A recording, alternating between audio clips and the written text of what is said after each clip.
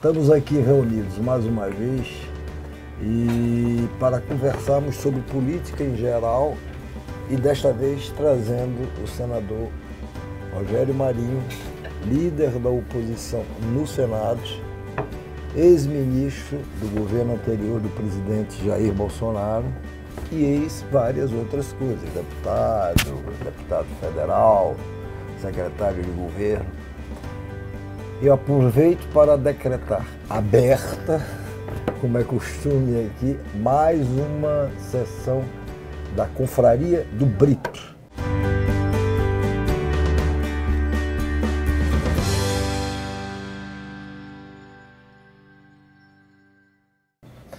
E dessa vez quem vai começar é a Wanda Célia. Boa tarde a todos. Boa tarde, senador. Senador, eu sou de um tempo em que a oposição tinha um senador. Era o Eduardo Suplicy, todo mundo aqui se lembra, e ele movia o Senado e agitava pelo país. O senhor teve uma porção de votos, 30 votos, mais de 30 votos, e eu imaginei que a oposição ia ficar mais combativa ainda no Senado. Qual é a previsão do senhor? Como é possível organizar esse time que não é pequeno, que tem como um legado de combatividade no Senado, para produzir uma oposição mais aguerrida, mais eficiente ali no parlamento? Bom, primeiro, obrigado aí pela oportunidade de estarmos juntos aqui para conversarmos a respeito de política, acredito, né, e sobre o país e sobre esse momento que a gente está vivendo, né. Eu acho que o papel da oposição, primeiro ele precisa necessariamente, qualquer oposição, ser reativo, né, porque quem tem a primazia de propor a agenda é quem ganha a eleição, né. Quem ganha a eleição deve tentar implementar a agenda, né, que teoricamente vai reger o país nos próximos 4 anos. E, de fato, nós não vimos o governo iniciar esse processo dentro do Legislativo. Então, o único projeto, né, que chegou ao Congresso Nacional, que não é o caso do Senado da República, né, de autoria do governo, excepcionalizando, né, as medidas provisórias que foram feitas no primeiro dia de mandato, né, que fazem processo de reestruturação, de reorganização da estrutura do governo, foi o arcabouço fiscal. Então, nós não temos o que discutir, né, a não ser discutir ou falar ou nos posicionar em função das ações que são propaladas pelo governo, mas que ainda não chegaram efetivamente ao Congresso. Então, esse é um primeiro ponto. A segunda questão é que nós temos 4 partidos que fazem o bloco de oposição. E entre nós acordamos que é importante que cada partido faça um processo interno, né, de orientar os seus respectivos senadores de que forma eles vão se posicionar nas discussões, nas comissões permanentes e no plenário. Claro que de uma forma organizada. O papel da liderança de oposição, que teoricamente faz esse processo de congraçar todas as forças de oposição, nós estamos olhando mais para fora do parlamento para trazer esse olhar, né, crítico de avaliação da execução das políticas públicas e permitir que os senadores estejam subsidiados, municiados para fazer o debate quando ele ocorrer. Então, nós estamos há 3 semanas publicando o que eu chamo de Observatório da Oposição, né, onde esses aspectos são levados em consideração. Então, todas as ações do governo, são 37 ministérios, nós agregamos em 7 grupos temáticos, né? Então, essas ações são monitoradas, nós fazemos um cotejamento, uma comparação, né, tanto com o governo anterior como com experiências internacionais, verificamos a eficácia dessas políticas públicas, se as ações elas têm capacidade de gerar alguma mudança do ponto de vista positivo e se há alguma crítica a ser feita, nós colocamos no observatório para que os nossos senadores possam se posicionar. Senador, o senhor vem de uma região do Nordeste que tem como tradição a prevalência do governismo. Eleitoralmente temos visto isso isso ao longo da história. Agora o senhor está na oposição. E o eleitorado nordestino, nessa eleição, que o elegeu como opositor, elegeu um presidente com absoluta maioria de votos. Então eu lhe pergunto o seguinte, muito simples, como é que é ser líder de oposição nessa situação? O que o senhor pretende, qual a direção, o rumo que o senhor pretende seguir? Bom, primeiro lhe dizer que eu estou muito confortável nessa posição, né? Porque me perguntaram qual é várias perguntas nesse sentido. Né? O que é que você pretende fazer? Defender um legado? Há um legado de ações que foram implementadas ao longo dos últimos 6 anos. E por que eu coloco 6 anos? Porque há uma data cronológica, que é o fim do governo da presidente Dilma, que a partir daí houve uma série de mudanças do ponto de vista de infraestrutura e econômicas, né, que eu considero virtuosas e importantes, que precisam ser preservadas, porque modificaram o Estado brasileiro no bom sentido. Além de uma série de valores que dizem respeito, né, a uma parte expressiva da sociedade que as cultua e que se sente representado nela, ou nelas, né, nesse ideário, né? E eu venho da família de políticos. Eu considero a política a arte mais importante, ou a atividade mais nobre que um ser humano pode exercer. Ao contrário de outros, eu não demonizo, né, nem desqualifico a atividade política, né? Eu estive no parlamento durante 12 anos, eleito inicialmente por um partido que era ligado ao governo, mas em 2007, mas no primeiro ano do meu mandato eu fui para a oposição e passei 12 anos na oposição. 10 anos na oposição, ao presidente Lula e depois à presidente Dilma. E voltei ao governo com Temer e Bolsonaro. Você Então, está falando da sua passagem ali do PSB, se eu não me engano, você elegeu vereador em 2007. Para o PSDB. Meu primeiro ano de mandato como deputado federal foi em 2007. Já 3 ou 4 meses de mandato, isso a governadora do meu estado era do PSB, o prefeito da capital era do PSB, né? Ela estava recém-eleita, o presidente Lula havia se elegido para o 2º mandato, né? Nós rompemos politicamente e eu fui para o PSDB já com 3 ou 4 meses. A governadora entendeu na época, e aí a história está aí, né, que deveria fazer uma composição com o seu adversário tradicional, que era o PT do estado do Rio Grande do Norte, com a atual governadora Fátima Bezerra, né? Eu, naquela oportunidade, achei que eu não ficaria confortável, né? E, enfim, rompemos politicamente naquela oportunidade e eu fui para a oposição. Então o senhor sempre fez, por exemplo, oposição ao PT e a esse conjunto de forças? Desde 1994, quando comecei a fazer atividade política do ponto de vista de representação, ou como candidato, ou como coordenador, eu faço oposição ao PT. Senador, então, apesar de ser do Nordeste, para mim é bem confortável a posição que eu me encontro. Mas eu não sei se ele conclui. Você está satisfeito com a resposta dele, Carlos? Não, tudo bem, eu acho que vamos falar sobre isso ao longo da conversa. Claro. O senhor tem uma biografia tão longa quanto expressiva no parlamento, né? O senhor vem lá de trás. E a minha pergunta é a seguinte... Vindo lá de trás, você quer dizer que ele é antigo, é isso? Não, quilômetro rodado na política, quilômetro rodado na política, né? Então, assim, e o senhor sempre foi visto como um perfil político conservador, né? Que a gente situa mais como um perfil de direita, talvez um pouco ao centro, o senhor poderá falar disso melhor.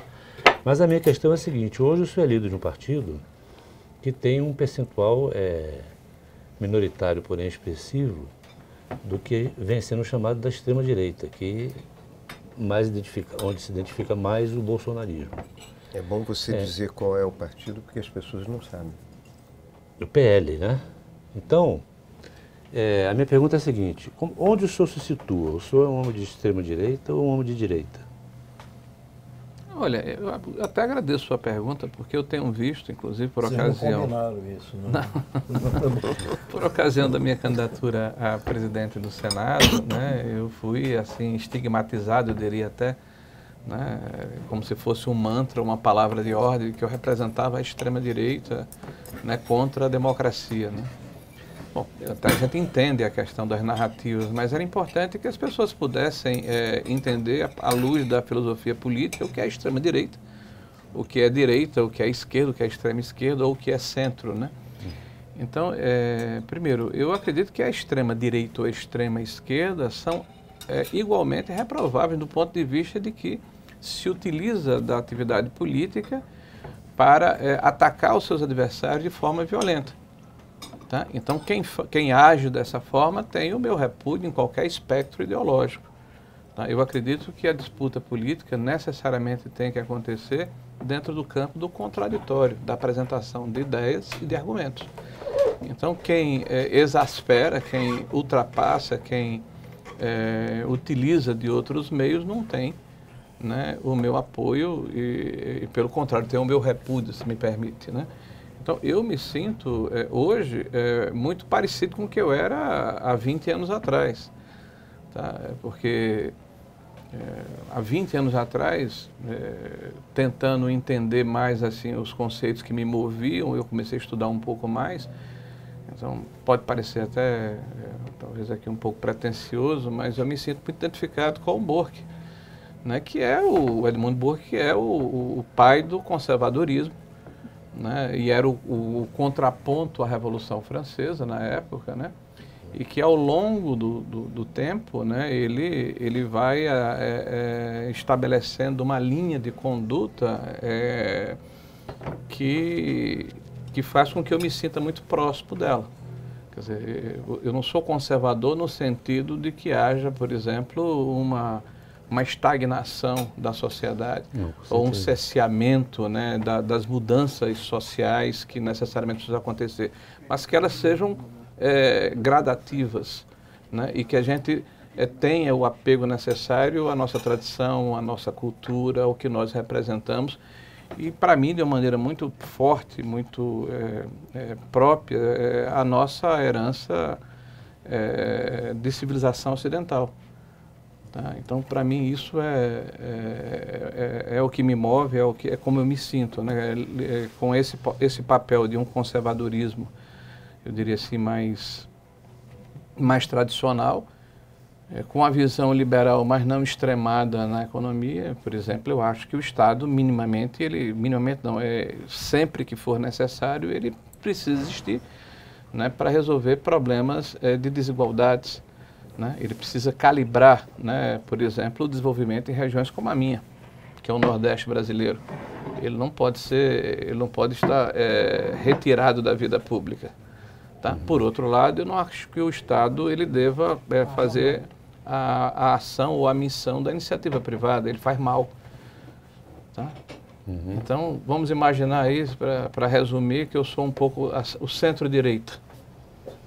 Agora, esse perfil que o senhor traçou do senhor, ele não lhe traz dificuldades como líder, junto a essa parcela mais extremista do partido que o senhor agora conduz? Bom, primeiro eu lidero a oposição, né? Lá está o Partido Progressista, os Republicanos, né? O próprio Novo, que é mais extremado do ponto de vista do liberalismo mais radical, né? E dentro do próprio Partido Liberal existem vários segmentos. Existem pessoas que vieram de uma militância, eu diria, mais virtual, das redes sociais, mas existe uma parte bastante substancial que veio da política tradicional. Então, o que nos une, basicamente, é essa defesa de valores, né, como respeito à família, à vida, à liberdade, ao livre empreendedorismo e também um legado econômico que nós acreditamos que é virtuoso. Né? Hoje nós estamos com um pouco mais de 5 meses, menos de 5 meses de mandato do governo que chegou agora, e você já vê mudanças substanciais na forma como o governo pretende tocar a atividade econômica. Então, isso nos aproxima. né, essa questão... Aproxima do governo ou aproxima vocês de Não, vocês? aproxima a oposição, né? Sim. As diferentes tintas dessa Isso, porque, veja, eu tive a oportunidade de ontem, eu não sei como é que isso aqui cronologicamente, para você dizer, mas ontem eu estive com o ministro-chefe da AGU, a convite dele para tratar de um tema que eu tive a iniciativa de ingressar com uma ação no Supremo Tribunal Federal, que é a questão dos precatórios. E o ministro me convidou para conversar a respeito e mostrar o mérito, ou seja, por que ele estava fazendo as mudanças que ele estava fazendo. Eu disse, ô ministro, né, o que o senhor está me mostrando aqui está perfeito. O governo, qualquer governo, ele tem o direito e a legitimidade de implementar a sua agenda. Né? O que me resigna, o que me motiva é a forma. Eu não acredito, por exemplo, que uma portaria possa sobrestar uma Constituição. Tá? Eu não acredito, por exemplo, que um decreto, no caso da política do saneamento, eu tive a oportunidade de dizer ao ministro Rui Costa também, e ao ministro Jader, e ao líder Jacques Wagner, que um decreto possa se contrapor a uma lei. Se o governo quer mudar o espírito da lei, ele é livre para fazê-lo. Aliás, é legítimo que o faça. Aliás, ele se elegeu com uma proposta. Ele publicamente disse, olha, eu prefiro que determinadas atividades fiquem sobre a égide governamental e não da iniciativa privada. Legítimo, vamos fazer a discussão de mérito. Agora, a forma de você costear o alambrado e evitar a discussão parlamentar, isso é que nós estamos resignados. Tá? Então, essa é a minha preocupação hoje, é de defender prerrogativas, até pelo equilíbrio da democracia. Essa parcela do que o senhor disse aí, da direita clássica, que está ali dentro desse universo que o senhor está agora liderando, ela é majoritária, isso é estimada ali em 70% mais ou menos do partido, né? Isso significa que a tendência agora congressual e no curso desse processo político é de isolamento desses dois extremos, tanto esquerda quanto extrema-direita? Eu diria isso ou absorção, né? Porque eu acho uma coisa, está acontecendo uma coisa nova, vocês que já são observadores do processo político há mais tempo do que eu, inclusive, né? E esse papel... Não é verdade. Precisava ter destacado isso. Mas Casado é o nosso decano, ele pode... Mas esse papel de observador traz a experiência e a capacidade de fazer as diferenças. Nós estamos vivendo um momento novo, inclusive em relação ao comportamento do parlamento. O parlamento, com as mudanças que ocorreram a partir de 2015, em que houve a impositividade do orçamento, e principalmente na última legislatura, né, onde um deputado ou um senador passou a estar imponderado no sentido de ter, né, sobre a sua égide, independente da sua postura política, né, um volume de recursos bastante considerável, né, isso dá muita autonomia ao parlamentar e permite que ele possa exercer a sua atividade, mesmo com, eu diria, com os convites e com a cooptação natural que o poder faz sobre quem está dentro do legislativo, com muito maior independência. Tá? Então, essas características de, se você é uma pessoa mais conservadora ou foi eleito por um público que lhe cobra e lhe cobrou durante a sua campanha determinadas posições e você muda de posições no exercício do mandato, né, a rede social, a publicidade impede que você tenha uma postura em Brasília diferente do que você tem na sua paróquia. A coisa está muito mais aberta, muito mais desnudada, né? Então isso permite que haja, eu diria assim, uma maior aglutinação, né, em cima de pressupostos ou de ideais ou de defesa de ideias, né, que nos unem. Então eu sempre digo, a gente tem que buscar mais, né, o que nos une do que o que nos divide. Então se alguém chega dentro de uma reunião de deputados ou senadores e diz, olha, vamos tomar uma postura aqui que pode expor todos nós, eu digo, amigo, calma, porque o caminho adequado pode não ser isso, não pode ser isso. Para a gente chegar ao mesmo fim, a gente pode ter uma postura diferente. Senador, o senhor, quando foi ministro do presidente Jair Bolsonaro, era considerado, pelo menos pela maioria dos meus colegas de imprensa, junto com a ministra Tereza Cristina e o Tarcísio de Freitas, que hoje é governador de São Paulo, como os quadros mais relevantes, mais competentes na esplanada. E isso vinha também em decorrência da atuação anterior no governo Temer, na questão da reforma trabalhista e etc. E agora o senhor está com um discurso sofisticadíssimo, né? Um discurso sofisticadíssimo em termos políticos, os padrões vamos dizer assim, da base parlamentar do presidente Bolsonaro no Congresso. E como o senhor é o líder da oposição no Senado, onde houve uma disputa entre governo e oposição, de certa maneira, assim, o tom, a perspectiva política que o senhor está expondo aqui, embora tenha uma convergência com o que está acontecendo na Câmara e com a atuação da bancada do Bolsonaro na Câmara, particularmente do filho dele, o Eduardo Bolsonaro, há uma distância abissal entre a postura que o senhor está defendendo, o padrão que está tentando estabelecer de oposição, de fazer o monitoramento das políticas públicas e o que está acontecendo na Câmara, né? Diante disso, eu tenho uma grande curiosidade. Como o senhor está avaliando aqueles episódios de 8 de janeiro? Porque eu acho que as perspectivas são completamente diferentes. Bom, Azedo, eu tive a oportunidade, no mesmo dia em que aquilo estava acontecendo, de repudiar aquele ato. Dia 8 mesmo, eu estava em casa com a minha esposa assistindo aquilo.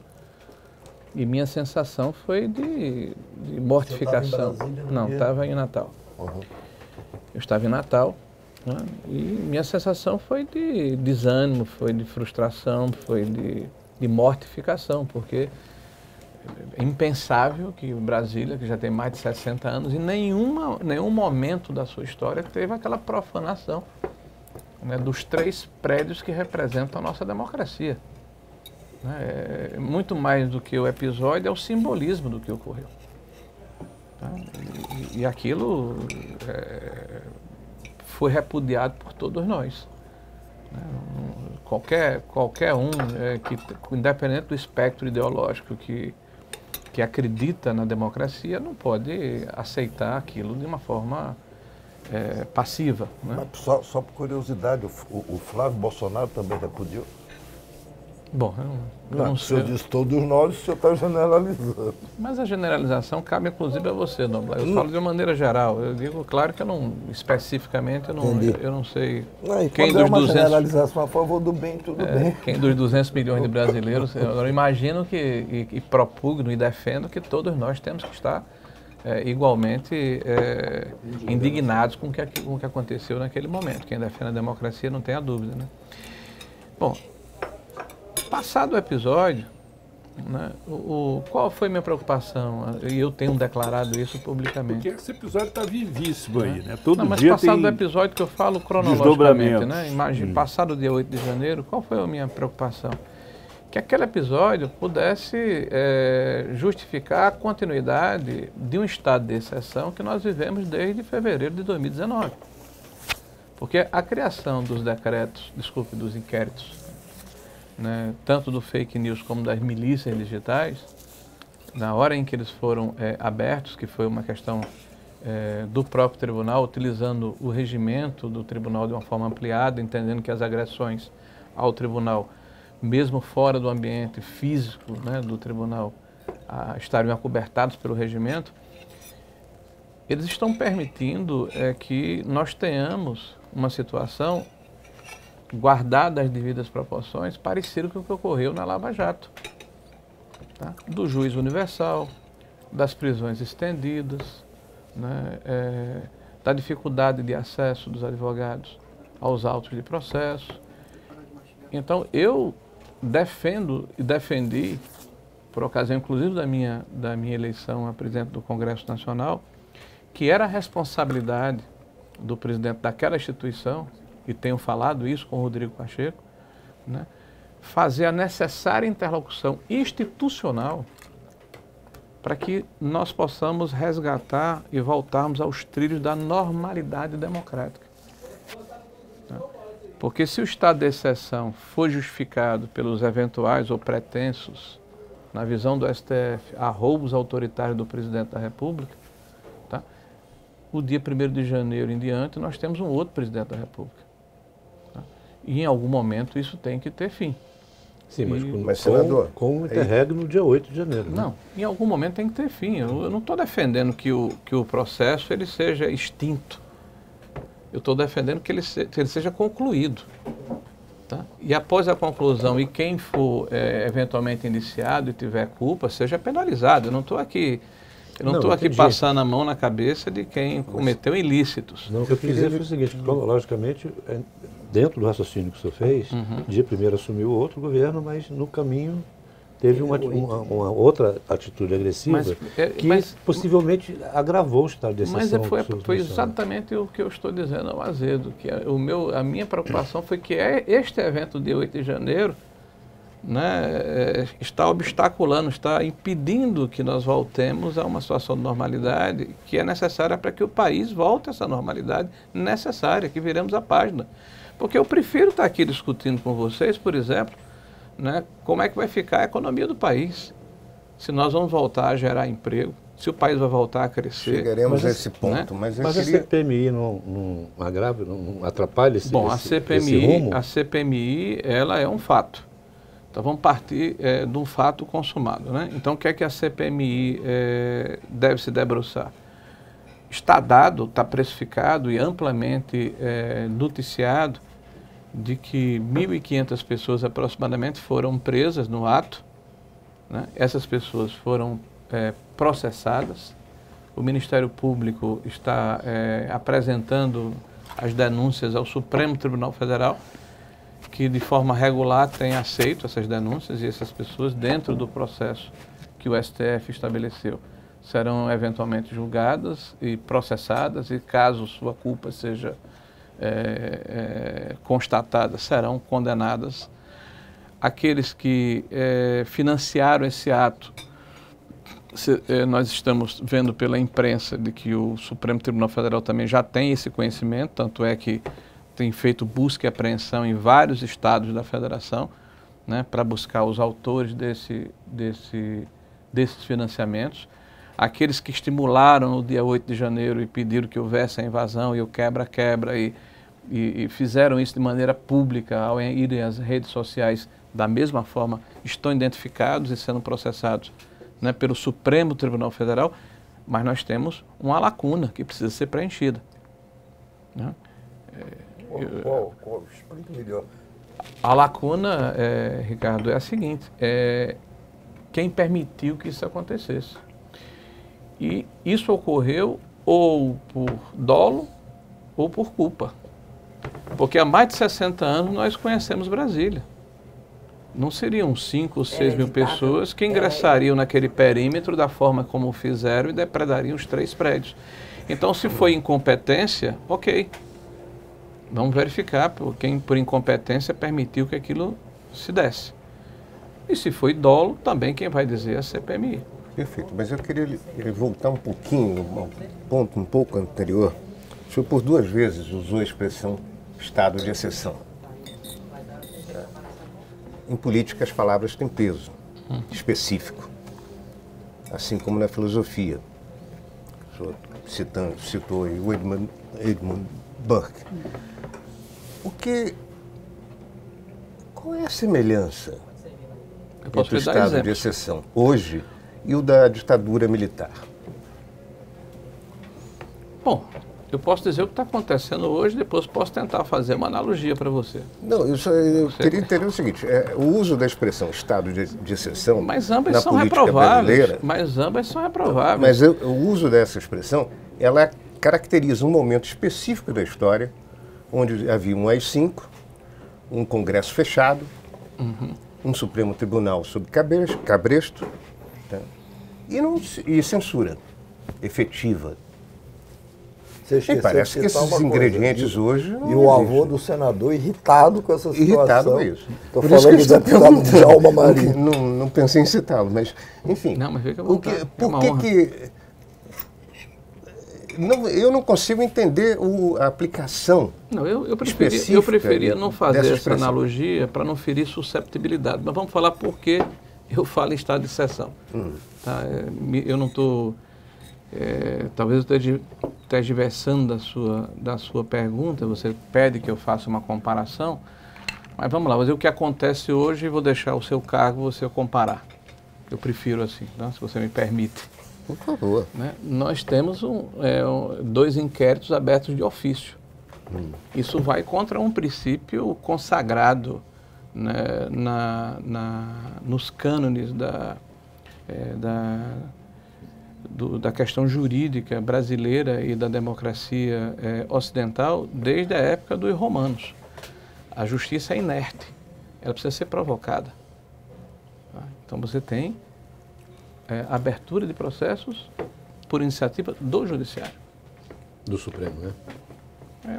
Você está botando nome nos buitos. Do Judiciário, para não fulanizar a discussão, do Judiciário.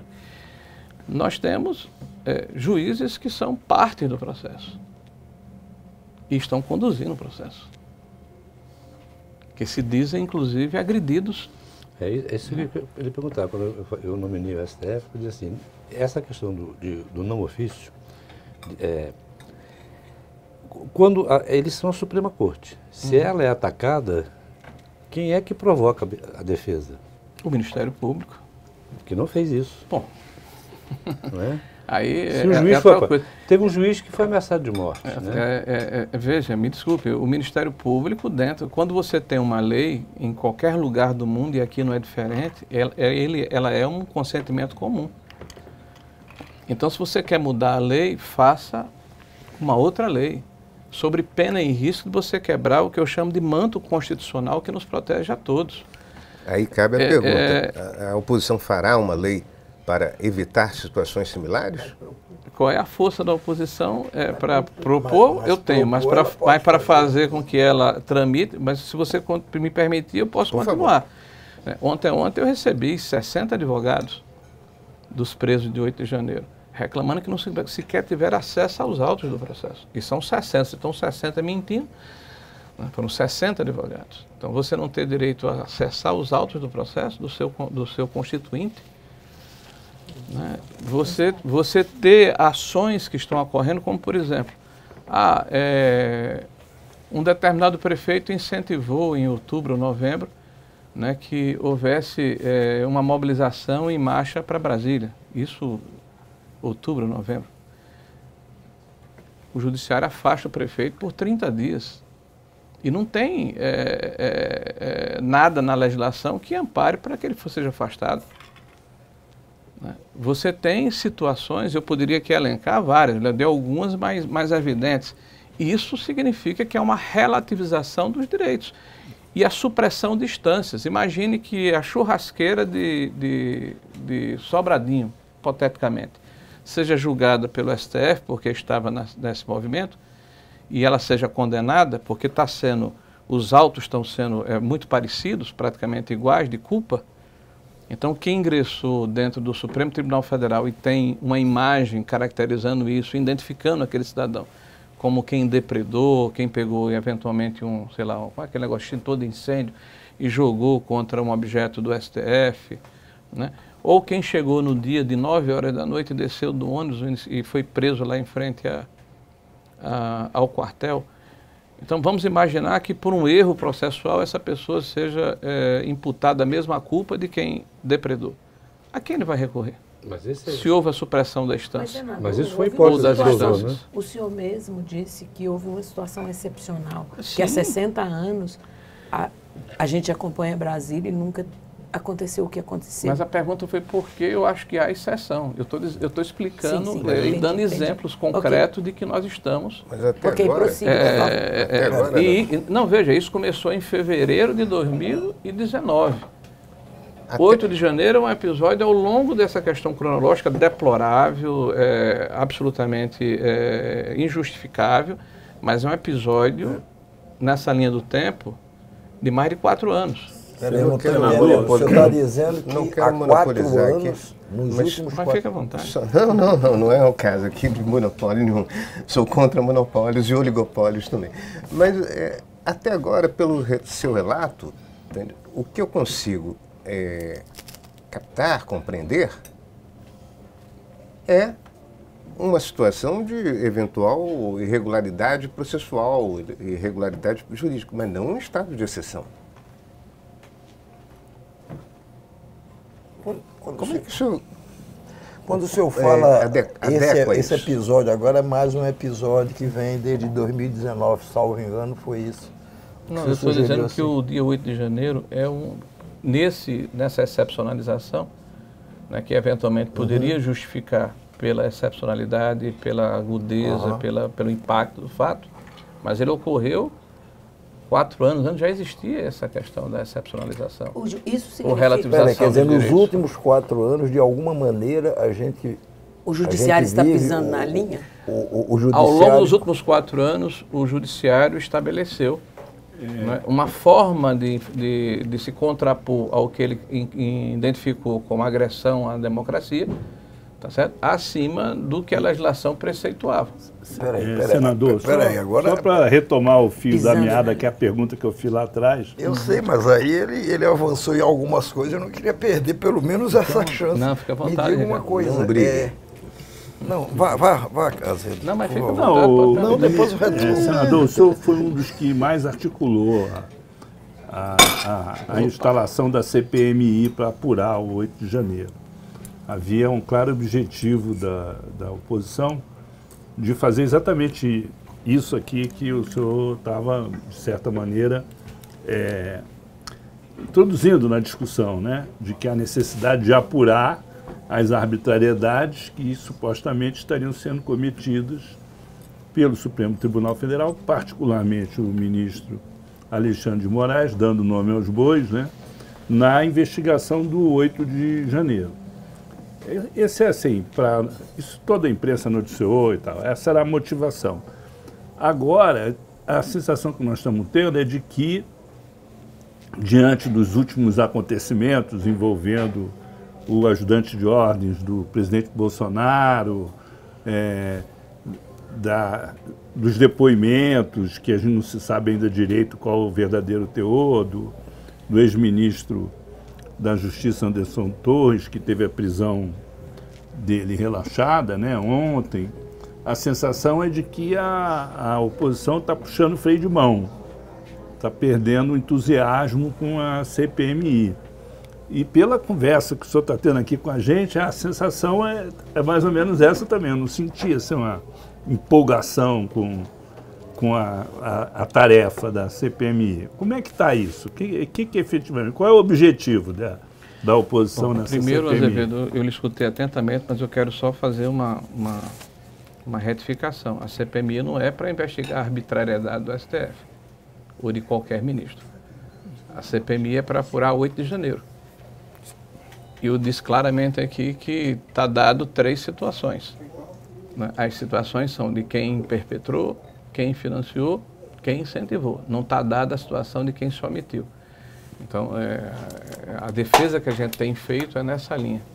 Não é de apuração de arbitrariedade. Nós falamos aqui dentro de um contexto, né, de conjuntura de país, de que as liberdades ou as situações normais processuais estão relativizadas desde março de 2019 por uma questão de 2 inquéritos, aí foi uma outra questão que engloba tudo isso, de 2 inquéritos, tá certo? Que foram abertos de ofício e que nós estamos defendendo, não é nenhuma novidade que eu estou falando aqui, tá? Disse inclusive quando candidato que propugnava como presidente do Congresso, caso tivesse logrado êxito, que a primeira providência que teria era sentar com a instituição Supremo Tribunal Federal para que buscássemos uma forma de restabelecermos a normalidade democrática, né? E isso passava, evidentemente, pelo término dos processos, dos inquéritos.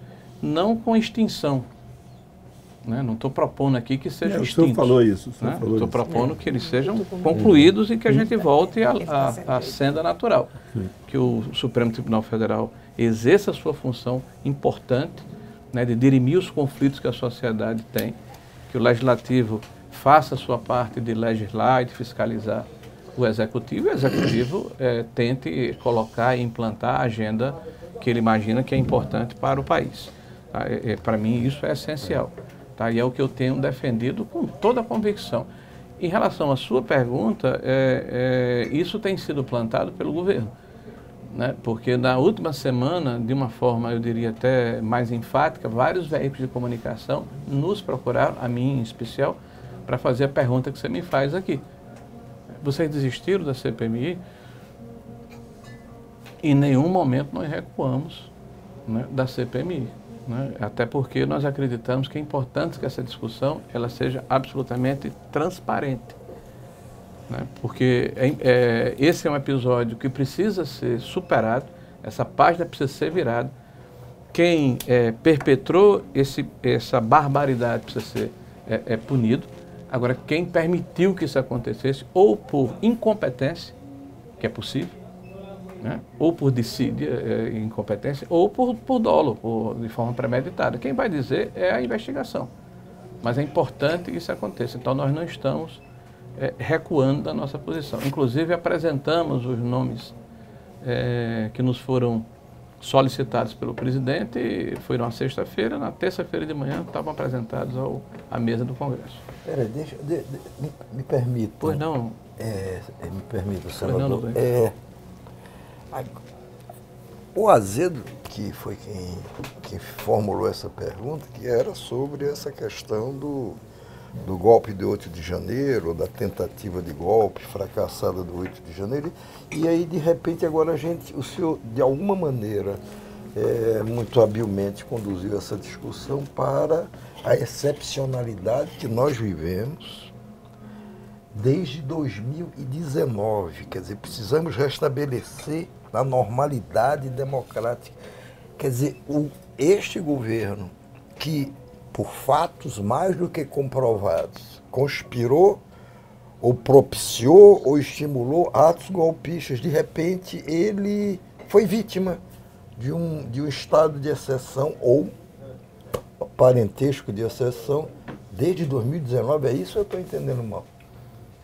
Este governo, você fala o governo do presidente Bolsonaro? Não, eu estou falando de sociedade, eu não estou vitimizando ninguém. Esqueça. A Aí, sociedade brasileira retifica. Nós estamos... A sociedade brasileira está em estado de excepcionalidade. Ou precisa que seja restabelecida a normalidade democrática, que desde 2019 foi suspensa ou ameaçada, ou está ameaçada, pelo Supremo Tribunal Federal. É isso. Os inquéritos que foram estabelecidos em 2019... Quer dizer, nós vivemos, de alguma maneira, um estado de exceção desde 2019. Eles colocam uma situação de excepcionalidade desde março de 2019. Deixa eu fazer uma síntese que talvez facilite. Mas aqui eu não estou vitimizando o governo. Estou falando que isso abrange a sociedade como um todo. Não, mas o senhor Inclusive, nós temos, por exemplo, pessoas que não fazem parte do governo, que uma grande parte delas que estão sendo objeto desses inquéritos. Vou fazer uma síntese aqui para ver se facilita. O senhor acha, por exemplo, o senhor admite, por exemplo, que, dando nome aos bois, né, STF, o Alexandre de Moraes, enfim, não é uma decorrência do comportamento do presidente Bolsonaro? Ou é o contrário? Olha, eu acho que eu fui claro aqui, mas vamos lá, porque eu acho que vocês querem... Não, porque você se remeteu mas vamos lá. Mas eu disse claramente que as pessoas que representam o judiciário têm dito que isso ocorreu para conter os eventuais arroubos autoritários. Então, claro que a sua pergunta já está respondida. Não, alguns juristas têm dito isso, ou muitos juristas têm dito isso, mas eu nunca vi o Supremo dizer, olha, de fato, nós capamos aqui um pouco dessa normalidade. Isso foi dito e anunciado de que esses inquéritos permaneceram para conter eventuais arroubos autoritários. O que eu tô defendendo é que nós voltemos ao leito originário da Constituição. Se os inquéritos aconteceram por este problema, e não estou afirmando que é esse o problema, acabou o governo. Nós já estamos em maio. Então, que haja a conclusão dos inquéritos e que nós voltemos à situação anterior. É isso que eu estou defendendo. Aproveitando essa fala. E outra coisa, eu tento o tempo todo não fulanizar a discussão, porque todas as decisões que foram levadas ao pleno do Supremo Tribunal Federal por parte de quem conduz o processo foram convalidadas pelo pleno. Então eu não posso falar de um ministro. Claro. Eu tenho que falar da instituição. Foi consensual, né? Então eu preciso dizer que é a instituição que está amparando essa situação, tá certo? E na minha opinião, ela precisa ser concluída. Senador, eu queria pedir ao senhor uma previsão para os próximos dias. A ministra, a presidente do Supremo, não vamos fulanizar, ela pautou uma decisão que pode praticamente regulamentar o projeto das fake news, que é o que todos os jornais... A gente já está entrando em fake news, eu acho ótimo o assunto. Né? Peraí, mas eu quero voltar a esse assunto. A normalidade. Né? Nossa, sim, isso aí tá... Vem cá, o senhor acha que esse governo ao qual o senhor serviu durante 4 anos, ou enfim, 2 anos como ministro, ele em nenhum momento pôs a democracia em risco? Agora eu estou fulanizando. Pronto, o senhor não quer fulanizar, eu fulanizo. O governo ao qual o senhor serviu, em algum momento ele pôs em risco a democracia? Ricardo, eu tenho que falar por mim. Eu convivi com o presidente Bolsonaro. Mas o senhor é suficientemente inteligente, vivido para examinar os fatos. Eu não estou falando que perguntando se o presidente Bolsonaro em algum momento confessou para o senhor qualquer coisa, não. Tá, eu quero a sua análise. Não, eu vou falar da minha vivência. Claro. Eu não posso falar por terceiros. Né?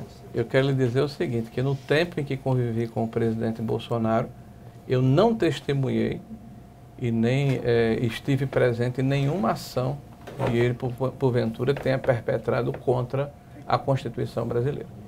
Nem nos discursos. Nem pela imprensa o senhor tomou conhecimento disso? O discurso, se eu for falar aqui o que é que o presidente Lula está dizendo em todos os lugares... Não mude de assunto, o senhor está mudando de assunto. O discurso assim como elemento de estímulo.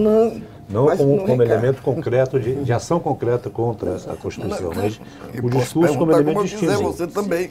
Para que as pessoas acreditem, de fato, que a Constituição precisava ser mudada. Porque, para mim, era um discurso na direção de uma ruptura da não aceitação da Constituição de Olha, eu acho que talvez a fala mais forte que o presidente tenha tido, que eu não estava lá, né, foi a que foi feita em praça pública por ocasião do dia 7 de setembro. Inclusive, ele em seguida se retratou. Tá? Então, talvez tenha sido assim, um momento em que a retórica, né, tenha sido mais forte, mais pesada. Aquela fala de 7 de setembro de 21. Lá em São Paulo. E que ele, só para contextualizar ali para os nossos telespectadores. Uma semana seguinte, coisa parecida, ele se retratou. Foi aquela em que ele chamou, só um minutinho, ele chamou o ministro Alexandre de Moraes de canalha, ele disse que não respeitaria mais nenhuma decisão, é isso, do STF, especificamente do ministro. Eu não teria condição de reproduzi-la com essa fidedignidade, não, mas foi uma fala mais jovem forte. do que eu, se eu tenho foi uma fala mais forte e ele se retratou em seguida, né? Agora, a questão da retórica na política, e eu nem vou relativizar o que foi dito, e vou evitar fazer comparações, mas existem exemplos muito fortes dos dois lados do processo político. Eu acho que a coisa mais importante é o que se materializa. Tá? E eu não vi, por parte do presidente, nenhuma ação efetiva nesse sentido. Tá? É isso que eu posso afirmar. A pregação do presidente, desde que ele assumiu, eu estou falando do presidente Bolsonaro, desde que ele assumiu o poder lá em 2019, foi, por exemplo, contra as urnas eletrônicas, o processo eleitoral, a defesa do restabelecimento do voto impresso, embora ele tenha sido eleito quase que em toda a sua vida, em toda a sua trajetória política, pelo voto eletrônico. Mas muito bem, ele falou até que ele não ganhou no primeiro turno, na eleição em 2018, porque houve fraude. Ele nunca apresentou prova de fraude. E o senhor acha que passar esses 4 anos pondo em dúvida o sistema de apuração, o processo eleitoral, isso é o quê? Ricardo, quando foi votado... É só uma questão de opinião, de manifestação de pensamento. Quando foi votado o projeto que transformou o voto eletrônico em voto impresso, praticamente quase todo o parlamento fez naquela oportunidade, né? Nós tínhamos praticamente uma unanimidade dentro do parlamento a favor dessa mudança. né? E isso mudou abruptamente e passou a ser uma questão ideológica. E me parece que esse processo não tem só um lado, né? É evidente que se insistir muito no tema está parecendo com a nossa conversa aqui, né? Você não vai chegar a lugar nenhum. Eu considero que existem falhas, como qualquer governo. O presidente é humano, ele pode ter cometido alguns deslizes, ele pode ter dito algumas palavras mais fortes, mas eu preciso avaliá-lo pelo conjunto da obra. E eu considero que as ações que o presidente implementou enquanto presidente da República foram meritórias e virtuosas para o Brasil. Tanto é que eu me sinto absolutamente à vontade de defender esse legado, como eu disse no início da nossa fala. Eu não preciso concordar com 100% do que ele fala ou do que ele diz. Tá? Nós estivemos dentro do governo, dentro de uma pasta específica, em 2 momentos. Primeiro como secretário de Previdência e Trabalho, depois como ministro do Desenvolvimento Regional. E participei, é claro, de algumas decisões colegiadas, tá? Mas sempre tive o cuidado de dizer exatamente o que eu acredito. Tá? Então, na hora em que alguma ação eventualmente pudesse sair do trilho da normalidade constitucional democrática, não contaria com o meu apoio. Mas não houve nenhuma necessidade desse tipo de correção, porque eu não testemunhei nenhuma materialização de eventuais arroubos. Nem teve notícias a respeito disso. Senador, o senhor tem um posicionamento claro com relação à defesa das ideias e das propostas conservadoras e do compromisso com a democracia liberal clássica, isso está evidente. Acho que a gente começou até a correr atrás do rabo, porque o senhor traçou uma linha de defesa aí, ficou nela e ela é inexpugnável nesse aspecto, porque não há envolvimento direto do senhor em nada disso que tenha ocorrido que possa contrariar esses fundamentos. Mas agora nós estamos diante de uma nova realidade. Estamos diante de uma nova realidade, que temos um governo Lula que tem uma agenda que foi mais ou menos pré-anunciada durante a campanha, que ele está tendo que flexibilizar por causa das alianças políticas dele no Congresso, e existe uma oposição aguerrida defendendo as políticas que o Lula gostaria de modificar. Então eu queria saber assim, qual é a agenda da oposição? O senhor diz assim, não, nós temos que ficar esperando o governo para a gente poder reagir, porque o papel da oposição é reagir. Mas não é bem assim, a oposição tem uma agenda. Então, qual é a agenda da oposição? Primeiro, preservar o legado, né? Mas que legado? Bom, vamos lá. Por exemplo, na questão do saneamento, né? Nós temos aí mais de 60 anos de atividades empreendidas pelas agências estatais dos governos estaduais, e ao longo desses 60 anos nós temos um saldo de 100 milhões de pessoas que não têm tratamento de esgoto. A mudança que foi feita com o Marco do Saneamento, que eu tive a honra, inclusive, de ser ministro do Desenvolvimento Regional naquela oportunidade, da discussão no Congresso Nacional, permitiu uma mudança substancial. Nós tivemos um aporte de mais de 90 bilhões de reais, quase 30 milhões de pessoas que vão ser impactadas pelos primeiros leilões, né? Então,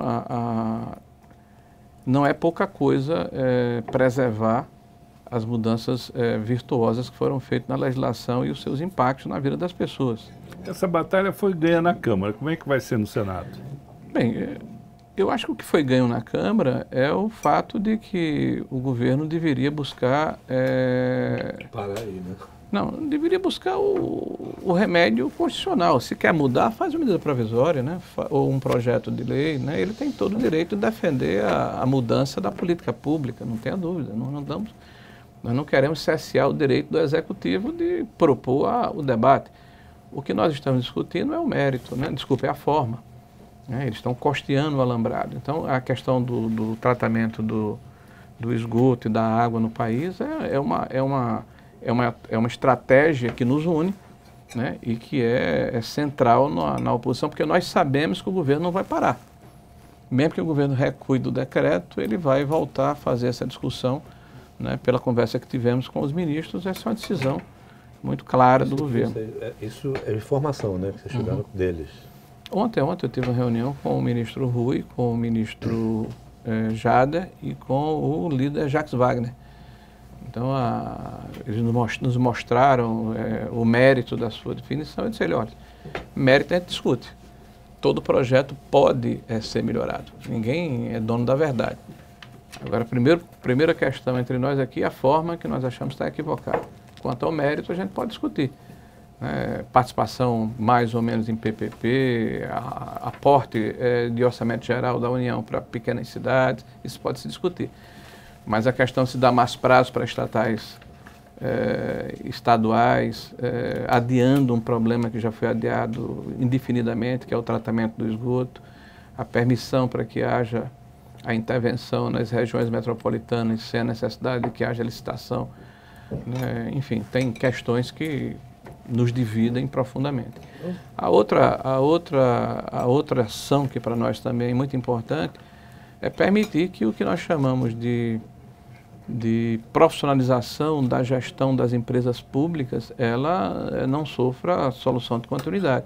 E aí sim, nós temos projetos de lei, né, que vamos tentar fazer andar dentro do parlamento. Fala um pouco, como é que seria isso?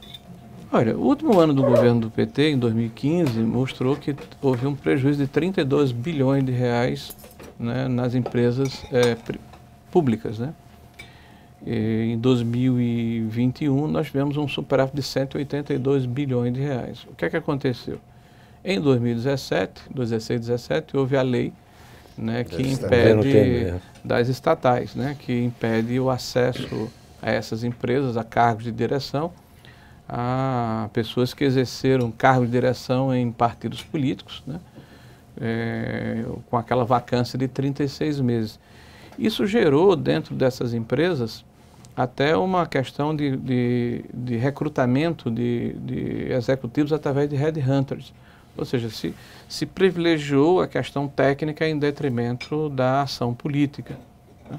O resultado tem sido bastante exitoso e há uma inversão desse processo no aparelhamento do Estado. Né? Já houve uma decisão do próprio Tribunal de Contas da União que relativizou, né, esse item, e isso foi convalidado dentro do Supremo Tribunal Federal por uma decisão monocrática do Lewandowski, antes de ele se aposentar.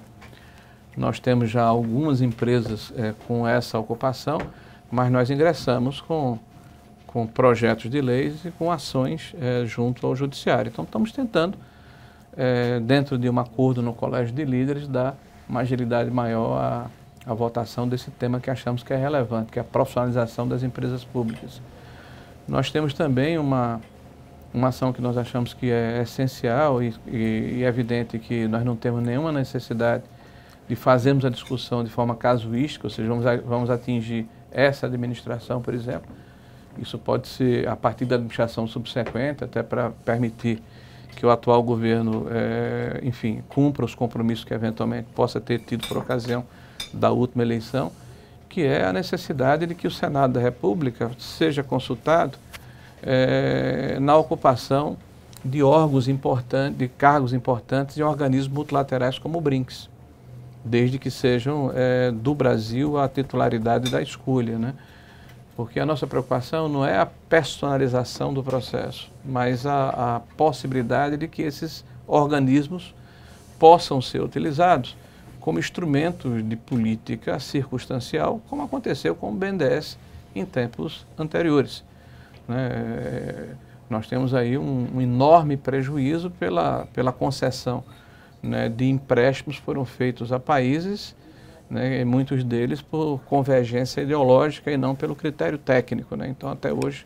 Por aí o Senado passaria a examinar as indicações desses cargos. E passaria a ter a condição de fazer essa avaliação. Mundiais, assim, ou os multilaterais que o Brasil tenha a condição de fazer a indicação. Por exemplo, eu não vou fazer uma sabatina sobre alguém que é indicado pela África do Sul, por exemplo. Evidente. Né? Teria que ser a Mas, condição assim, que o Brasil tem. De imediato lhe ocorre o quê? Quais organismos? Assim? Por exemplo, o BRICS, por exemplo, o BIRD, né? Por exemplo, os organismos multilaterais que o Brasil tem assento.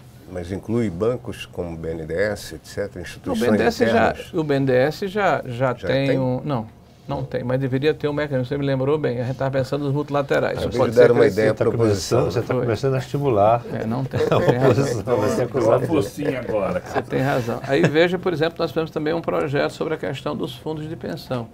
Então nós tivemos aqui, há algum tempo atrás, a questão da Operação Greenfield, né, onde nós verificamos que uma boa parte, ou uma parte substancial de investimentos feitos pelos fundos de pensão levou em consideração a situação política e não técnica. E o prejuízo, né, tem sido compartilhado pelos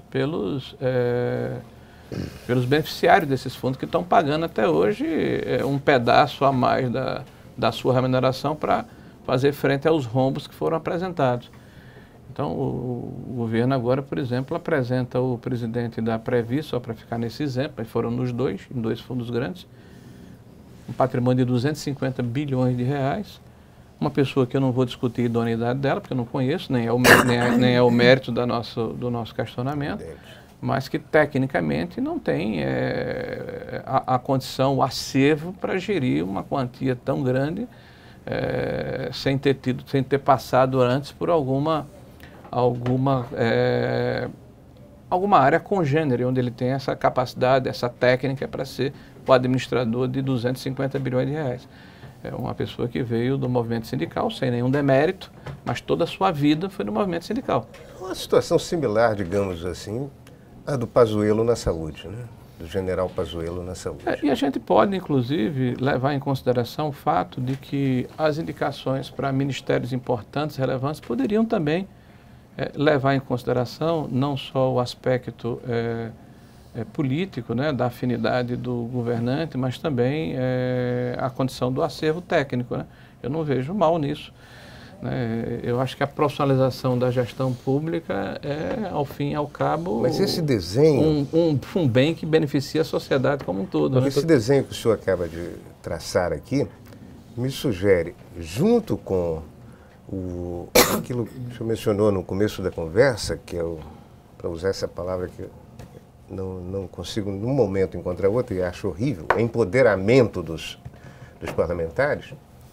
Nós estamos, por esse desenho no todo, nós estamos diante de uma perspectiva de controle ou de ascensão do parlamentarismo. De ascensão, ok. Estamos indo nessa direção, não é? Sim, isso começou em 1988, doutor Casale. Eu não estou inventando a roda, não. Quando foi feita a Constituição, só para ter certeza, né, o Ulisses Guimarães na época, o Ulisses Guimarães na época já fez uma Constituição, né, levando em consideração a possibilidade de que o parlamentarismo fosse o regime que nós iríamos nos debruçar. Sim, mas digamos que nós estamos mais próximos disso agora, porque esse semipresidencialismo é um caminho ali já para... O Congresso, outro dia eu vi uma expressão assim, o Congresso está rico. Ele está com orçamento, então os parlamentares agora não precisam mais implorar. Explica para as pessoas, que, em sua visão, como é que isso tem de avançar e em que vai resultar efetivamente para o país, para os eleitores? Bom, eu não sei como tem de avançar. Eu vou fazer uma análise aqui dentro da minha perspectiva. Eu acho que de uma forma, eu acho que gradativa, o próprio Lula, me permite uma comparação, de 2010, ele encontrou um país bem diferente do que ele deixou. Então, ele mostra claramente que tem dificuldades de lidar com esse novo país, nessa correlação de forças com o próprio parlamento brasileiro, né, que ao longo desse período, de forma gradativa, foi acumulando poder, né, foi acumulando protagonismo no processo, né. Então, me parece que o caminho natural é que isso se consolide e que nós possamos caminhar a médio prazo até para um parlamentarismo mais convencional, né? Mas é evidente que na cabeça das pessoas, do brasileiro médio, né, a própria atividade política é personalizada. Então, quando a gente fala aqui de partido político, de espectro ideológico, a gente discorreu isso aqui no início, sobre centro-direita, sobre esquerda, extrema-esquerda, as pessoas na atividade política, elas personalizam, né, o processo. Então, fulano é bolsonarista, é lulista, fulano enfim, alguém que tem nome e sobrenome, e não o ideário ou o conjunto de ideias que ele defende. eu acredito que a maturidade da nossa democracia deve caminhar nessa direção. Mas isso não faz um contraponto com a percepção dos eleitores, que já foram às urnas dizer que não queremos parlamentarismo? É uma provocação. Olha, a política é uma evolução, né? Gradativamente as coisas vão acontecendo, né? Você conversa sobre isso com seus eleitores? Como é que é a percepção hoje? Eu não tenho a menor ideia. Não, quer dizer, eu não vejo, é um tema que aparece muito aqui, que a gente está conversando, ou em roda de parlamentares, né? Mas é uma percepção da realidade objetiva, né? Que houve um crescimento do protagonismo do legislativo e que é uma necessidade... Não necessariamente é ruim. Sim, e que é uma necessidade até de uma adequação formal a essa realidade objetiva. E eu particularmente acho que, por exemplo, se você me perguntar qual era a reforma política a curto prazo necessária, a primeira coisa que eu proporia era o fim da reeleição, né? Eu acho que a reeleição ela impede determinadas posições que são importantes de serem tomadas por quem exerce o poder, porque ele está o tempo todo imaginando como é que ele vai se cacifar para a eleição subsequente.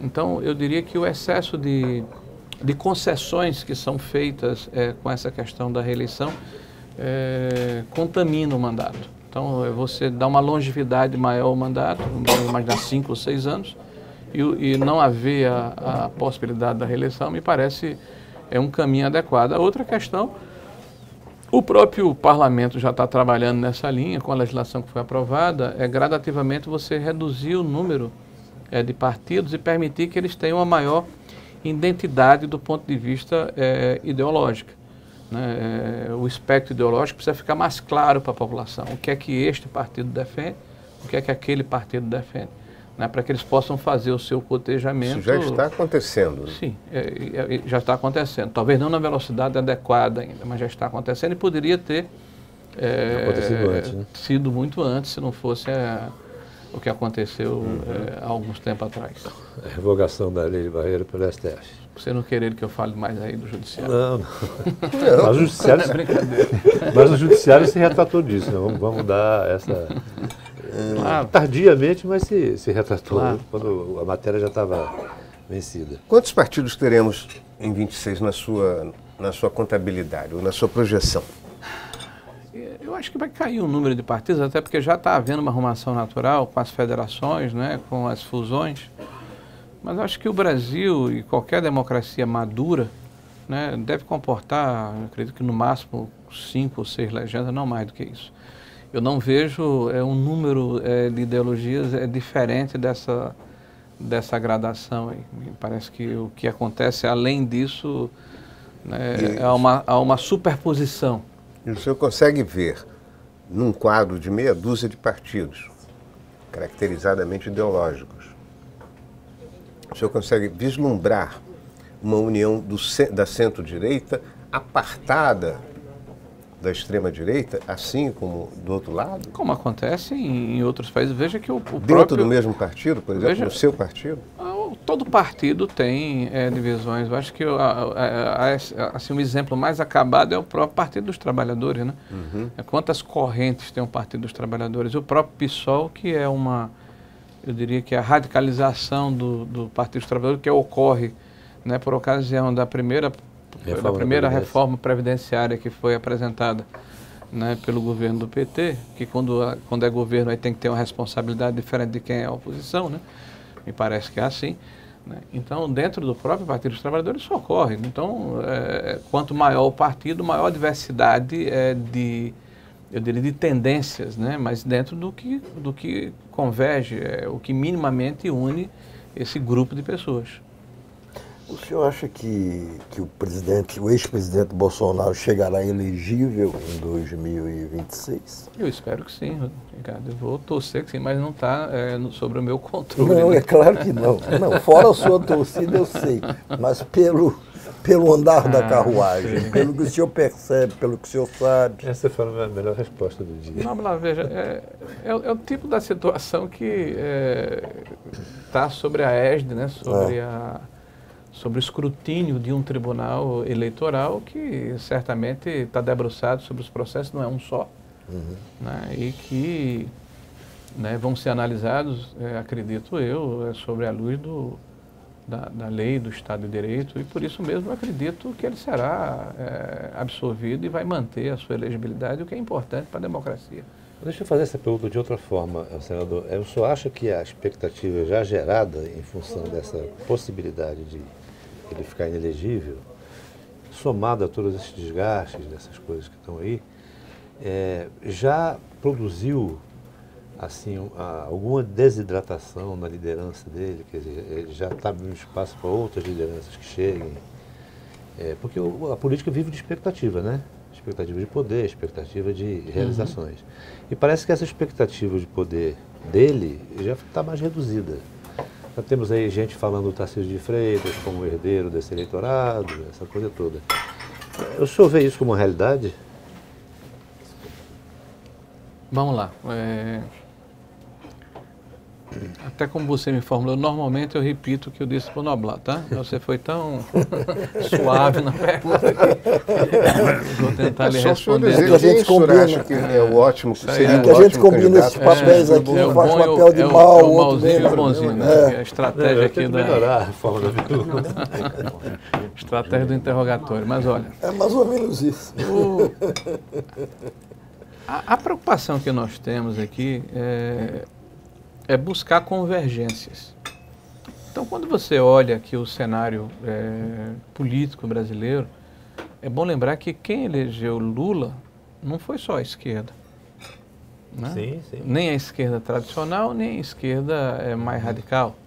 Então, houve um movimento importante de pessoas que estão mais ao centro da política, né, que se aliaram a Lula, né, por rejeitarem Bolsonaro. Tipo assim, esse é o mal menor. E passado o processo eleitoral, de uma forma muito célere, essas pessoas estão desembarcando, né, do cavalo que montaram na eleição. Isso eu posso lhe afirmar. Então, há uma construção de convergências. Por isso que eu falei aqui, eu acho que em mais de uma oportunidade, né, que o que é que nos une na oposição? A defesa de um legado. E por isso que o marco cronológico que eu estou falando para vocês e falo para todos, não é 1º de janeiro de 2019, mas é meados de 2016. Tá? A chegada do presidente Temer à presidência da República e a mudança estrutural, né, e a mudança da política econômica e a modernização do Estado brasileiro, né, e a mudança de estratégia, de agenda, que foi continuada no governo de Bolsonaro. Então está havendo uma reaglutinação dessas forças. E a origem também dessa mudança congressual, né? Sim. E isso se reflete no parlamento. Tá? Então, eu acho que, sem querer apressar os fatos, né, naturalmente, né, esses pontos que nos unem vão permitir que haja muita consistência na oposição às mudanças ideológicas que estão querendo ser implementadas no país de mudança de agenda. Tá? Se o presidente mantiver a sua elegibilidade, a sua candidatura, sem dúvida nenhuma, é muito forte e eu vou defendê-la. Já digo de antemão aqui, vou defendê-la. Agora, haverão outras candidaturas, fora do espectro político e ideológico do PT. Sim. Tá? Eu não tenho dúvida nenhuma. E fortes também. Acho que isso está cada vez mais evidente nas conversas que a gente tem tido. Agora, tem uma palavra que o senhor repete a cada 3 minutos, que é legado. O senhor, salvo engano, sua carreira política parlamentar começa ali por 95, correto? 94, como parlamentar, não, como secretário de município. Okay.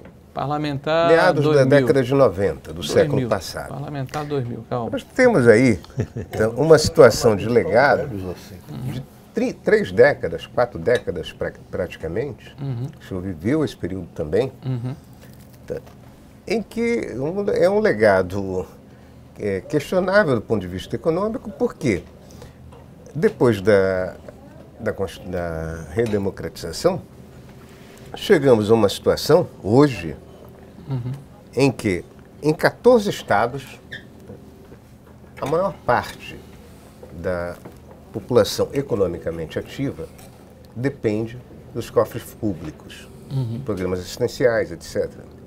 Em número muito maior, muito superior, tá, aos que estão ocupados no setor privado, efetivamente.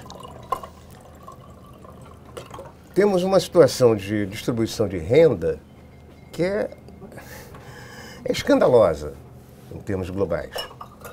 Então, eu lhe pergunto, qual é o legado sobre qual legado nós estamos falando efetivamente, do ponto de vista da sociedade, e qual é a proposta da oposição para mudar isso? Qual é a agenda dela para mudar isso, efetivamente? Bom, primeiro eu estabeleci aqui, inclusive, o marco temporal, né? 16 para cá. Mas vamos levar em consideração a sua observação, né? Em termos de condição como parlamentar, meu primeiro mandato foi 2004, 2002, né? Como vereador, né? Então não dá para fazer... Eu quero dizer o seguinte, o senhor participa de uma estrutura política... Não dá para... Mas vamos lá. Governou esse país nesse Então, veja, o Brasil, aí você quer talvez uma análise aqui sociológica mais do que política. Então, o Brasil, eu diria que ele é pródigo em perder oportunidades. Eu vou fazer uma comparação com um Estado que, do ponto de vista do viés ideológico, nem se coaduna com o que eu penso. O Ceará e uma política pública que para mim é muito importante, que é a educação. Tá? Então, uma política pública virtuosa, continuada ao longo do tempo, produz bons resultados. Mas se o país ou o Estado ele é restartado a cada 4 anos, como se ele começasse novamente, isso é um prejuízo para o país. Tá? Então, a partir desse conceito, eu vou explicar um pouquinho do que é educação e depois entrar na sua pergunta, se me pede, que aqui me parece que o programa permite essa contextualização. Né? Em Sobral, no Ceará, o Cid, que hoje é senador comigo, era prefeito, né? Estabeleceu uma metodologia de trabalho onde ele levou em consideração as condições empíricas, científicas, de resultados, ao invés do que acontece no Brasil, né? Que é, por exemplo, a formação de professores dentro de um modismo, né? Onde sequer se leva em consideração, né? O que nós chamamos de metodologia de ensino. No caso do Brasil, chama-se construtivismo globalista, que eu afirmo é a causa, tá certo, do nosso analfabetismo funcional no Brasil, que a gente pode discutir em outro programa que eu estou à disposição. Tá? Por um viés ideológico, corporativo e atrasado. Mas o Cid estabeleceu uma política a partir da alfabetização no primeiro ciclo do fundamental, onde o método fônico, que é a evolução do silábico, que eu e você fomos alfabetizados, vovô viu a uva, né? O rato roeu a roupa do rei de Roma, né? Então nós fomos alfabetizados, acho que todo mundo aqui tem cabelo brancos aqui, na cartilha do Beabá, que era o silábico. Tá? E a evolução é o fonema, o fônico. E essa metodologia permitiu que o Ceará se destacasse, tá certo? Na alfabetização, na base, e isso impactou positivamente a população daquele estado, né, que tem índices extraordinários em relação à sua proficiência na área educacional. No Brasil hoje. Política pública continuada. Então, quando o Fernando Henrique Cardoso chega ao governo, nós sabemos disso, nós vivemos num período em que a novidade era o pacote econômico da vez. Né? E chegamos a um momento em que o Sarney foi presidente da República, que a inflação chegou a mais de 80% ao mês. Isso 84%. É inimaginável, né, para quem está nos assistindo agora. Não era ao ano, não, era ao mês, 80% ao mês. Então o cara recebia o salário hoje, se não fizesse as compras amanhã, o salário ia corroer ao longo do mês de tal maneira que era uma coisa impensável. Então, o Fernando Henrique Cardoso se elege presidente da República com o tal do plano real. O presidente era Itamar Franco. Tá? Essa mudança feita no Brasil permitiu que o Brasil, ao longo dos 8 anos subsequentes, com os erros e acertos, montasse uma estrutura do ponto de vista de robustez econômica, de inclusão social, né, que mudou os parâmetros do país de uma forma significativa. Aí veio um outro governo com uma outra visão, que nos primeiros 4 anos se apropriou de uma parte dessa questão econômica, tanto é que o Meirelles foi o presidente do Banco Central, eu diria que foi até um pouco mais ortodoxo do que o próprio Fernando Henrique, mas a partir do governo subsequente, aí cedeu os arroubos do populismo, que é uma discussão que a gente pode ter. Aí ao longo do segundo mandato do Lula e do mandato e meio da ex-presidente Dilma, nós jogamos por terra tudo que construímos no período anterior. Tá? Aí chega o presidente Temer. Quando chega o presidente Temer, basta olhar no Google, está aí os índices, como é que estava o Brasil.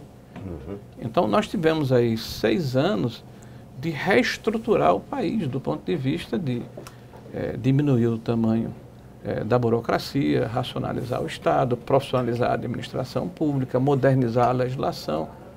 Tá? E todo esse escopo de ações, de atuações, está novamente sobre fogo. Então, independente do espectro ideológico de quem quer que seja, tá? Eu estou falando aqui de política de Estado. Então, se você tem uma política virtuosa, o importante é que ela seja continuada, independente de quem esteja exercendo o poder. E aí tem muito a ver, por exemplo, com como são ocupados os cargos da administração pública, que você, inclusive, aqui questionou a questão do empoderamento do legislativo. Eu tive a oportunidade de ser ministro. Eu indiquei 6 pessoas. Eu tive 470 cargos comissionados. O que é que eu fiz? Eu chamei o secretário da área e disse, olha, monta a tua equipe, agora eu quero resultado. E a equipe tem que ser principalmente de profissionais e técnicos que fazem parte do governo federal. Tá? Então, isso me deu eu diria assim, a tranquilidade, né, de estar na frente, no front, me expondo e tendo convicção do que eu falava, do que eu dizia de forma assertiva, porque eu tinha uma extraordinária retaguarda, que tinha todo um caldo de cultura e toda uma ação dos últimos 15, 20 anos do que aconteceu no Ministério, independente de quem estava lá, ou do presidente, ou do ministro, de quem quer que fosse. Tá? Então, eu acho que isso é importante na administração pública, por isso que eu fiz e tenho falado sobre defesa de legado. Senador, queria para frente. Vem aí a regulamentação da fake news, talvez via Supremo. Finalmente você faz a pergunta aqui. Não, eu cutuquei ela aqui agora. Eu cutuquei ela. Então, eu queria saber a expectativa do senhor e a posição da oposição, porque eu acredito, pelo que está sendo noticiado, que o Supremo pode se adiantar e fazer um texto regulamentando isso. E aí? Bom, me parece que o Supremo está debruçado sobre um artigo do marco da internet, né? Não é o... Desculpe. Não é a lei como um todo, né? Sim. De qualquer forma, essa questão do que nós chamamos de ativismo judicial, eu diria, o judiciário tem sido provocado, né? A Corte Constitucional é uma corte recursal, então você discute tudo dentro do Supremo Tribunal Federal. Eu acho que isso, inclusive, sobrecarrega os nossos ministros. Eu acho que essa discussão precisa ser travada com eles, a princípio, né? Porque vários países do mundo, inclusive das democracias mais maduras do que a nossa, têm cortes constitucionais, né? O que blindaria mais o Supremo Tribunal Federal desse excesso de discussão sobre tudo que acontece no país. Né? Mas, sem fugir da sua pergunta, eu acredito que é necessário, sim, né, que o parlamento se debruce sobre esse tema. E se debruce porque é um tema que, a exemplo de outros temas, o que era uma fumaça transformou-se numa labareda, num incêndio. Eu vou fazer aqui uma analogia rápida. Eu, quando fui o relator da reforma trabalhista em 2017, nós formalizamos, regulamentamos o teletrabalho ou o home office. Eu me lembro das charges que foram feitas a respeito, dizendo que aquilo era uma excrescência, era uma anomalia, e nós vimos agora, por ocasião da pandemia, como foi importante o home office. Né? E veja, nós podemos ter sido precursores no ponto de vista de visionários, mas era uma situação que existia de fato, talvez não na proporção, né, que tomou, né, com a pandemia, né? Mas era necessária a regulamentação. Aí nós estamos agora com uma situação que o mundo inteiro se debruça e discute. Mas qual é a diferença entre a liberdade de expressão e a regulação da rede? E quem deve definir, né, o que é ou não é possível de ser vinculado nas redes sociais? Eu acho que essa discussão ela é muito grave, é muito séria. E eu não acredito ainda que haja maturidade dentro do parlamento, até porque esse parlamento começou agora. Se ele não foi decidido pelo parlamento anterior, mesmo herdando, né, a discussão do parlamento anterior, ele foi bastante renovado. Eu acho que seria de bom tom a criação de uma comissão especial, mesmo com prazo definido, 6 meses, mas que a gente tivesse a oportunidade de ouvir experiências de outros países, avaliar com muito cuidado essa questão, como eu falei, dessa linha tênue que não deve ser ultrapassada, a questão dos direitos autorais, que é um bem. Eu acho que a gente não pode abrir mão de entender que o que você produz pertence a você, é um bem, tá? E tem que ser respeitado e protegido e remunerado. Tá? Agora, eu acho que há um assodamento e, sobretudo, há, eu diria, uma passionalidade na discussão. A gente tem que se distanciar da discussão do ponto de vista dessa radicalização política e nos debruçarmos sobre ela como uma lei que vai ficar para a sociedade, fora dessa briga ideológica que existe hoje. Mas, senador, desde sempre, essa questão da fake news se coloca como muito convulsiva. É uma crise mesmo. Todo dia tem um linchamento, todo dia tem uma notícia falsa. A gente já nem sabe mais o que é verdade, o que não é. Eu acho que gera muita insegurança social, essa falta de regulamentação. Olha, e o Congresso não está se atrasando? Já há uma regulamentação, há o Marco Civil da Internet. Agora, o que nós estamos discutindo é que ele não é suficiente. Se propõe um aperfeiçoamento dessa regulamentação em função, eu acho que da dimensão que viraram as redes sociais. Mas já há uma regulamentação. Então, o que eu estou falando é o seguinte, eu sou favorável a que essa discussão ocorra, mas não com a forma passional do ponto de vista político, que ele está contaminada hoje essa discussão, e nem com o assodamento que está acontecendo. Eu acho que o tempo do parlamento precisa ser respeitado. Devem tramitar no parlamento talvez mais de 50 mil projetos de lei hoje. Você imagina se todos fossem votados de forma terminativa, né? O país viraria de ponta cabeça. Né? Então, às vezes, não decidir também é decidir, ou dar um tempo maior para que aquele projeto possa amadurecer melhor e a gente ter maior convicção na hora de tomar posições. Até porque esse projeto já passou no Senado. Um Senado que, por exemplo, eu não participei. Foi em 2020, 2021. Agora, senador, o senhor mencionou nessa resposta, Wanda, o senhor falou de uma agenda, me deixou entender que há uma agenda da oposição para o judiciário. Foi o que eu entendi. Se entendi errado, corrija, por favor. Qual é essa agenda? O que vocês pretendem? Vocês pretendem transformar na agenda o Supremo Tribunal Federal em uma corte constitucional, exclusivamente? Não há uma agenda da oposição. Aqui eu falei de um entendimento meu como cidadão. Né? Tá. Eu acredito que há uma necessidade, que fosse coletiva. E eu falei aqui, inclusive, para a Wanda, né, que há uma discussão, essa discussão deveria levar em consideração os membros do Supremo Tribunal Federal, ou eles, né, ouvi-los a respeito de como a gente torna a Corte mais racional do ponto de vista das suas políticas, né, porque por se tratar de uma Corte recursal, tudo vai para o Supremo Tribunal Federal. E às vezes você poderia você poderia ter um juiz do Supremo Tribunal Federal debruçado em situações mais específicas, e ele termina sendo assim a geleia geral, a panaceia do país como um todo. E As democracias mais maduras do que a nossa têm essa distinção. Mas essa é uma discussão que não é da oposição, é um sentimento aqui de observação. Eu acho que essa discussão ela deveria acontecer com o próprio Supremo Tribunal Federal, com o membro do CNJ, né, com a instituição do Congresso Nacional, para verificarmos se há a possibilidade de melhorarmos o nosso sistema. A exemplo do que eu falei aqui, de uma necessidade de uma reforma política. Deixa eu fazer outra pergunta, senador. Vocês estão pensando em mexer de alguma forma, porque há movimentos nesse sentido já dentro do Congresso. De alguma maneira, aumentar a influência do Congresso sobre as agências reguladoras? Olha, as agências reguladoras começam lá na época do Fernando Henrique Cardoso, né? Quando o Lula assume, devia ter 2 ou 3 agências reguladoras, né?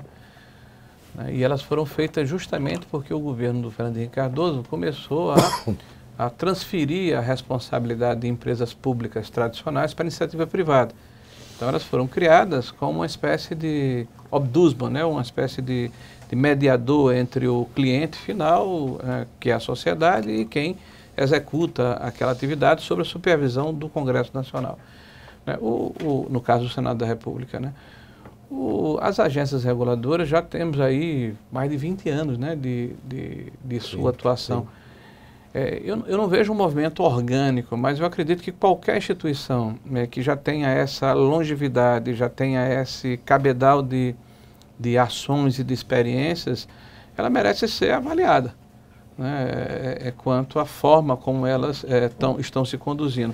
Mas eu, a princípio, eu acho que elas estão adequadas, tá? E elas estão fazendo um papel, em linhas gerais, benéfico para a sociedade. Mas o senhor tem recebido queixas dentro do parlamento, tem chegado ao senhor e tal?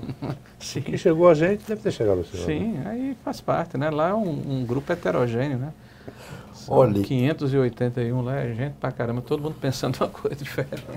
Tem alguns. Se alguém tiver mais alguma pergunta a fazer com um caráter de urgência, que o fale agora ou cale-se para sempre. Não, vamos porque impedir. Estamos chegando mais ou menos ao fim de um período de programa onde exploramos exaustivamente tudo que o senador poderia dar e deu muito bem como contribuição à discussão pública, mas há um momento que isso termina. Eu quero lhe agradecer muito em nome da Confraria do Brito pela paciência, pela disposição de conversar e de discutir tudo que tem relevância. Espero que a gente se reencontre em vários outros momentos. Quando eu digo a gente, eu falo a Confraria também. E agradeço a atenção de todos que nos acompanharam até agora. Acaba mais uma rodada da Confraria do Brito.